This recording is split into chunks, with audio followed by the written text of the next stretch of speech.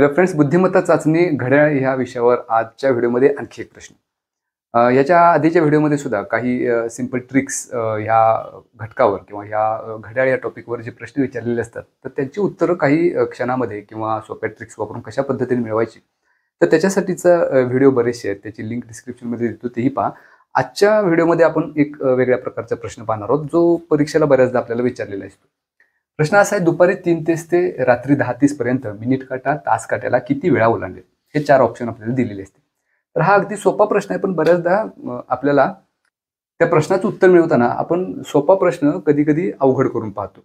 म्हणजे इथं जर समजा 3:30च्या ऐवजी 3 ते रात्री 10 अशी वेळ असते, म्हणजे प्रश्न असा असता, समजा दुपारी 3 ते रात्री 10 पर्यंत मिनिट काटा तास काट्याला किती वेळा ओलांडेल?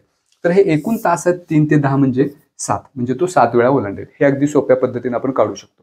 पण तेच 3च्या ऐवजी इथं 3:30 घेतले आणि 10च्या ऐवजी 10:30 घेतले, मग त्यावेळेला मात्र आपल्याला थोडासा विचार करावा लागतो की मिनिट काटा तास काट्याला केव्हा ओलांडेल.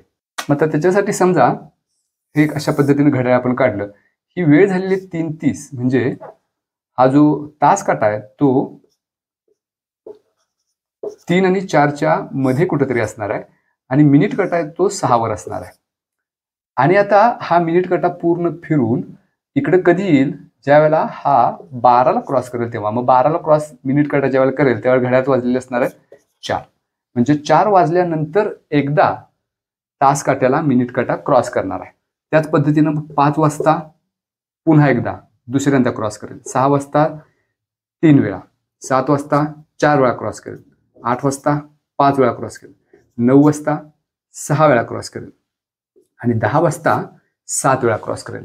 म्हणजे एकूण तास इथं आपल्याला मिळाले 7. मग उत्तर आपल्याला वाटतं की 7 पर्याय क्रमांक 2 हे उत्तर आहे, कारण आपण आकृती काढून जर ह्या प्रश्नाचं उत्तर बघितलं तर 7 आपल्याला बरोबर मिळतात. 4 वाजता 5, 6, 7, 8, 9 आणि 10 एकूण 7 वेळा मिनिट काटा तास काट्याला क्रॉस करणार आहे. हे आपण कॅल्क्युलेशन करून आकृतीच्या सहाय्यानं काढलं, पण हे उत्तर चुकीचं आहे. तर असा हा सोपा प्रश्न खूप आहे, पण थोडंसं आपल्याला कन्फ्यूज करतो हा प्रश्न. आता पुन्हा एकदा आपण ह्या प्रश्नाकडे येऊया आणि हे उत्तर का चुकले ते पाहूया. मग आता ह्या प्रश्नाचं उत्तर अचूक मिळवायचं कसं? तर त्याच्यासाठी एक सोपी पद्धत आपण इथं अशी वापरायची की 3:30 ते 10:30 जरी असलं तरी ते पूर्णांकापर्यंत आपण घेऊया. म्हणजे 3:30 ते 4 अर्ध्या तासाचा एक स्पॅन करूया. त्यानंतर 4 ते 10 करूया. 4 वाजल्यापासून 10 वाजेपर्यंत एकूण तास होतील 6. त्यानंतर 10 ते 10:30, म्हणजे ह्या 3:30 ते 10:30 हा जो कालावधी आहे त्याचे आपण 3 टप्पे केले.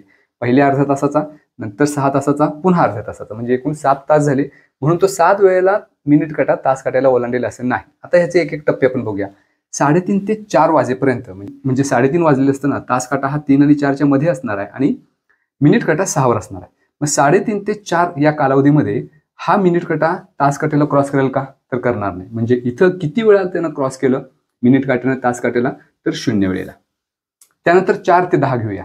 4 पासून 10 पर्यंत प्रत्येक तासाला लक्षात ठेवायचं की 4 ते 5 या एका तासामध्ये मिनिट काटा तास काट्याला एकदाच ओलांडतो. त्यामुळे 4 ते 5 एक वेळा, 5 ते 6 2 वेळा, 6 ते 7 3 वेळा, 7 ते 8 4 वेळा, 8 ते 9 5 वेळा आणि 9 ते 10 6 वेळा.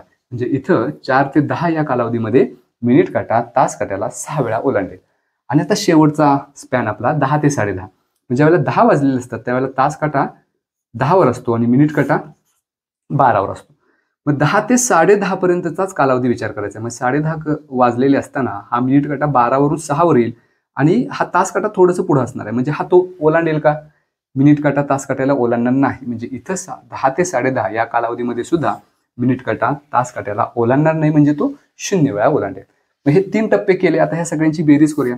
म्हणजे 3:30 ते 4 मध्ये 0 वेळेला ओलांडतो, 4 ते 10 मध्ये 6 वेळा आणि 10 ते 10:30 मध्ये 0 वेळेला. ह्या सर्वांची करायची बेरीज, उत्तर येईल 6. याचा अर्थ 3:30 ते 10:30 ह्या वेळेमध्ये मिनिट काटा तास काट्याला 6 वेळा ओलांडेल, जो आपल्याला पर्याय क्रमांक 1 मध्ये दिलाय.